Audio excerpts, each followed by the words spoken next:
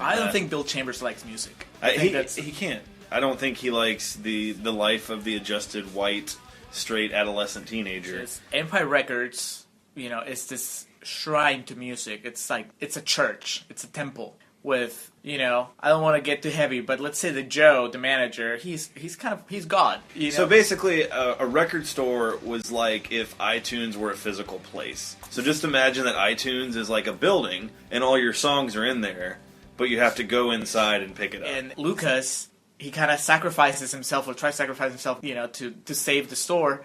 Lucas is Jesus. And, of course, the owner of the store is the man. Pontius Pilate.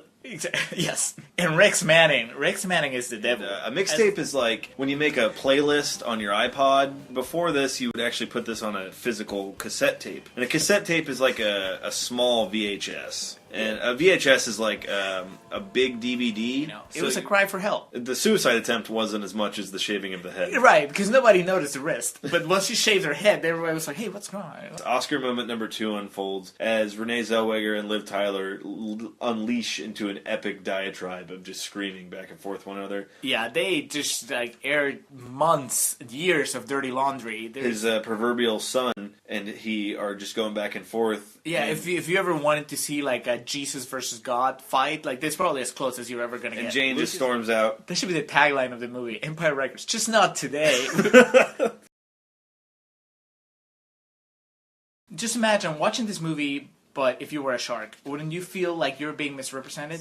And the ocean runs red with this child's blood. Horrifying imagery for a PG-rated movie. For all his smarts, he's not street smart or water smart as you would. And he drops the goods and drops the ball and retreats and fucking hides for the rest of the movie. Yes, that is. All of Quinn's fears about this guy are realized. He's just a huge pussy. The movie never really gives the shark like a chance to like really tell us his horror stories about like being hunted by men. He tries to get his one last defiant stab with the machete, but it's just like throwing a quarter at a giant sheet of metal. Nobody's buying. Not even Spielberg's buying it. Jaws just keeps poking his head in, just like the stray pup that you gave some milk to. He's just trying to get in there and just feast. Because this is not the same Chief Brody that we've been watching through the entire movie. I mean, just taking shit, getting slapped by women. Yeah, I mean, Hooper just shows back up, surfaces, just smiling, and he's like, "Hey, I'm alive." And he asks Brody, is Quinn still alive?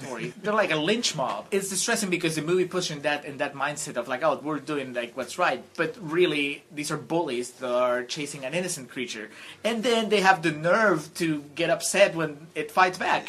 Worst of all, there's no triumphant music. When there had been at very inopportune points throughout the rest of the film, you'd think you'd get some like dun dun dun dun dun.